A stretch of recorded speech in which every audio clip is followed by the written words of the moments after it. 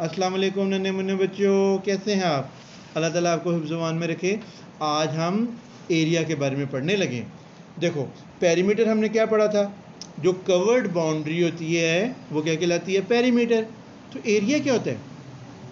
Area का मतलब होता है उस चीज़, टोटल स्पेस ऑक्यूपाइड, उसने स्पेस कितनी कवर की है, जितनी जगह उसने कवर की है ना, उसको हम क्या कहते हैं? उसका एरिया। अब मिसाल के तौर के ऊपर आप यहाँ देखोगे कि आपको मुख्तलिफ़ चीज़ें बनी नज़र आ रही हैं। वहाँ जो देखो बॉक्सेस बने हुए हैं ना, उन बॉक्सेस में जितने बॉक्सेस किसी ने कवर किए हैं, ठीक है, उसको हम उसका एरिया कहेंगे। अगर पहली वाली तस्वीर, एक तस्वीर आपको नज़र आ रही है जिसमें 8 बॉक्सेस कवर हैं, शेडेड हैं, तो 8 बॉक्सेस कवर होंगे तो उसका एरिया क्या हो जाएगा? 8 स्क्वायर मीटर, ठीक है। और अगर 6 बॉक्सेस कवर होंगे तो उसका एरिया क्या हो जाएगा? 6 स्क्वायर सेंटीमीटर, ठीक है। तो एरिया से मुराद ये होती है कि उस चीज़ ने जगह कितनी घेरी हुई है, सही। अब मिसाल के तौर के ऊपर फ़र्ज़ करो आपके पास अगर एक जूस का डब्बा हो और आप उस जूस के डब्बे को एक ग्राफ पेपर के ऊपर रखो जो 1 सेंटीमीटर वाला हो। तो 1 सेंटीमीटर ग्राफ पेपर के ऊपर रखने के बाद आप देखो कि उस जूस के डब्बे का जो बॉटम है यानी बेस, उसने कितने बॉक्सेस को ग्राफ पेपर के ऊपर कवर किया है। तो जितने बॉक्सेस को उसने कवर किया होगा ना, वो उसका एरिया कहलाएगा। अगर उसने 8 बॉक्सेस को कवर किया होगा तो उसका एरिया 8 हो जाएगा। अगर 10 को कवर किया होगा तो 10 हो जाएगा, ठीक है। तो हम गिनते हैं कि वो कितने बॉक्सेस हैं जो उसने कवर किए हुए हैं। इसी तरह से हम कैलकुलेट कर सकते हैं एक इर्रेगुलर ऑब्जेक्ट का भी, ठीक है। अच्छा, इर्रेगुलर ऑब्जेक्ट की मिसाल देखो। देखो आपके बुक के अंदर ना 2 लीव्स की आपको एग्जांपल दी गई हैं। फ़र्ज़ करो आप ये देखना चाह रहे हो कि लीफ का एरिया कितना है, तो उसका आसान सा तरीका है। क्या करते हो आप एक ग्राफ पेपर लेते हो, उस ग्राफ पेपर के ऊपर आपने लीफ रख दिया। लीफ रखने के बाद आपने उसका पेंसिल से स्केच बना लिया, ठीक है। अब स्केच बनाने के बाद आप ये देखो कि कितने कंप्लीट स्क्वायर थे जो उस लीफ ने छुपा लिए थे, उस लीफ ने कवर किए हुए थे, ठीक है। यानी होल स्क्वायर कितने थे, उन होल स्क्वायर को काउंट कर लो। फिर उन स्क्वायर्स को काउंट करो जो मुकम्मल तो लीफ ने छुपाए नहीं थे लेकिन हाफ से ज़्यादा छुपा लिए थे। हाफ से ज़्यादा छुपाए हुए स्क्वायर्स को भी गिन लेते हैं, उनको भी ऐसे गिन लेते हैं जैसे वो पूरे हैं, ठीक है। तो इन दोनों को आप टोटल स्क्वायर गिन लो तो वो उसका एरिया कहलाएगा। अच्छा, जो हाफ से कम स्क्वायर लीफ ने छुपाया हो ना तो उसको छोड़ देते हैं, उसको नहीं गिनते, ठीक है। मिसाल के तौर के ऊपर आपको 2 डायग्रामें नज़र आ रही हैं, 2 लीफ नज़र आ रहे हैं ना। तो देखो पहले जो लीफ है उसमें आप देख रहे हो कि 8 मुकम्मल डब्बे होल, 8 होल स्क्वायर उस लीफ ने छुपा लिए, ठीक है। और इसी तरह हाफ से ज़्यादा स्क्वायर कितने उसने छुपाए हुए हैं, काउंट करो। वो भी 8 हैं, ठीक है। 8 स्क्वायर वो हैं जो हाफ से ज़्यादा लीफ ने कवर किए हुए हैं। तो इसका मतलब है 8 होल और 8 जो तकरीबन मुकम्मल हैं। तो 8 और 8 क्या हो जाएगा?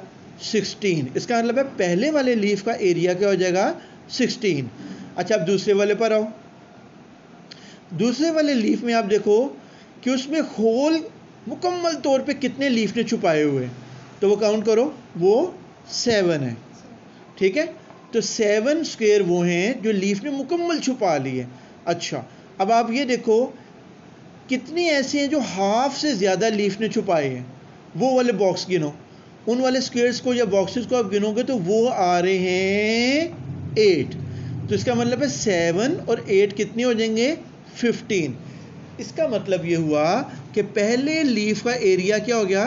16 और दूसरे लीफ का एरिया क्या हो जाएगा? 15। अब आपने ऐसे ही करना है कि आपने एक ग्राफ पेपर लेकर उसके ऊपर अपने हाथ का स्केच बनाने पेंसिल से, और उसके बाद हाथ को उठाकर देखना कि आपके हाथ ने कितने स्क्वायर्स को, कितने मुकम्मल स्क्वायर को छुपाया हुआ था, ठीक है। उन स्क्वायर को गिन लेना है और फिर वो वाले स्क्वायर गिनने हैं जो आपके हाथ ने हाफ से ज़्यादा जिनको छुपाया हुआ था, और उनको टोटल कर लेना तो वो आपके हैंड का एरिया निकल आएगा। ठीक है, तो ये तो था इर्रेगुलर ऑब्जेक्ट का एरिया निकालने का तरीका। तो ताकि एक दफ़ा दोबारा दोहरा लो, इर्रेगुलर का एरिया कैसे निकालते हैं, देखते हैं कि कितने होल स्क्वायर छुपाए हैं और कितने हाफ से ज़्यादा बॉक्सेस या स्क्वायर उसने छुपाए हैं, और उन दोनों को प्लस करने से हमारे पास एरिया आ जाता है उस इर्रेगुलर ऑब्जेक्ट का। अच्छा, अब हम एग्जाम्पलों पर आते हैं। देखो, अगर हमारे पास कोई एक रेगुलर ऑब्जेक्ट है, जैसे रेक्टेंगल है।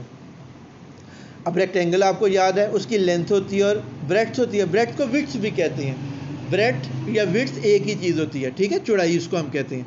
अब अगर लेंथ और ब्रेड्थ हमें बताई हो और उसका हमने एरिया निकालना हो तो बहुत आसान सा तरीका है। फर्स्ट करो, अगर आपके पास एक चीज़ है, उसकी लेंथ है 5, ठीक है, और उसकी ब्रेड्थ है 3, तो आप लेंथ को ब्रेड्थ से मल्टीप्लाई कर दोगे तो एरिया निकल आएगा। यानी 5 मल्टीप्लाई बाय 3 क्या निकल आएगा, 15। ठीक है, बहुत आसान है। लेंथ मल्टीप्लाई बाय ब्रेड्थ, ये क्या निकल आएगा, एरिया। ठीक है, एरिया निकालने के लिए दोनों को आपस में क्या करते हैं, मल्टीप्लाई। पेरीमीटर में क्या करते थे, दोनों को प्लस करके 2 से मल्टीप्लाई करते थे, और एरिया निकालने के लिए उन दोनों को प्लस नहीं करना, क्या करना है, दोनों को आपस में मल्टीप्लाई करना है। अब ज़बानी खेल खेलते हैं। अगर एक की लेंथ है 6 और ब्रेड्थ है 4 तो एरिया क्या हो जाएगा, वेरी गुड, 6 मल्टीप्लाई बाय 4 यानी 24। अच्छा, अगर एक की लेंथ है 5, ठीक है, और उसकी ब्रेड्थ है 3 तो एरिया क्या हो जाएगा, वेरी गुड, 5 3 दा 50। अच्छा, इसका पेरीमीटर क्या होगा, हाँ, पेरीमीटर के लिए क्या करेंगे, दोनों को प्लस करके 2 से मल्टीप्लाई, यानी 5 + 3 8 और 8 2 दा 16। देखो, एरिया आया 15, 5 3 दा 15, और पेरीमीटर क्या है, 5 + 3 8 मल्टीप्लाई बाय 2 16। ठीक है, प्लस करके 2 से मल्टीप्लाई करना। तो एरिया और पेरीमीटर में बेटा फ़र्क याद रखना।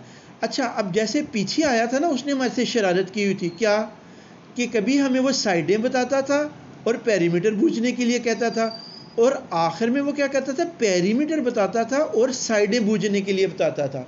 ठीक है, और हमने उसमें क्या तरीका सीखा था कि उल्टा प्रोसेस करते हैं। ठीक है, यहाँ भी वैसे ही होगा। देखो एग्जाम्पल नंबर 2 देखो, एग्जाम्पल नंबर 2 में एरिया आपको देखो क्या बताया हुआ है, 96 सेंटीमीटर स्क्वायर बताया हुआ है।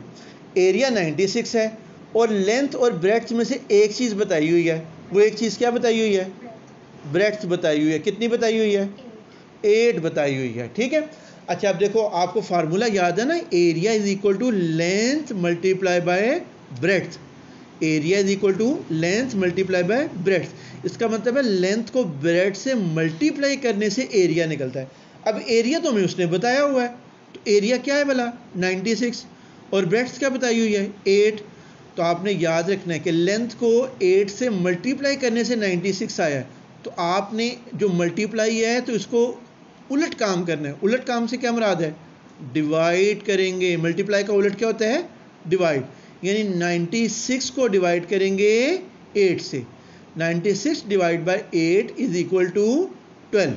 तो लेंथ उसकी निकल आएगी 12 सेंटीमीटर। ठीक है, अच्छा, नीचे देखो, नीचे भी ऐसी सवाल है। अब देखो नीचे सवाल में एरिया क्या बताया हुआ है, एग्जाम्पल नंबर 3 में देखो 150 सेंटीमीटर स्क्वायर। ठीक है, 150 सेंटीमीटर स्क्वायर अगर एरिया बताया हुआ है, तो अब देखो लेंथ और ब्रेड्थ में क्या बताया हुआ है, लेंथ बताई हुई है, और वो कितनी बताई हुई है, 10 बताई हुई है। हमारे से शरारतें करता है, लेंथ उसने हमें 10 बताई हुई है, तो हम क्या करेंगे, बहुत सादा सी तरीका है, हमने एरिया निकालने के लिए मल्टीप्लाई करते हैं लेंथ और ब्रेड्थ को। ठीक है, और एक साइड निकालने के लिए एरिया से डिवाइड करते हैं। याद रखना है, एरिया निकालने के लिए दोनों वैल्यूज़ को मल्टीप्लाई, ठीक है, और एक साइड निकालने के लिए, लेंथ निकालनी हो या ब्रेड्थ निकालनी हो, एक चीज़ निकालने के लिए एरिया से डिवाइड करते हैं। यानी 150 डिवाइडेड बाय 10 तो वो क्या निकल आएगा, 15। Very good. तो बच्चों, हमने यहाँ एरिया और पेरीमीटर निकालना सीखा। अब हम एक्सरसाइज के सवालों को हल करेंगे। ठीक है, आज के लेसन के लिए इतना ही। अपना ख्याल रखना। अल्लाह हाफिज़।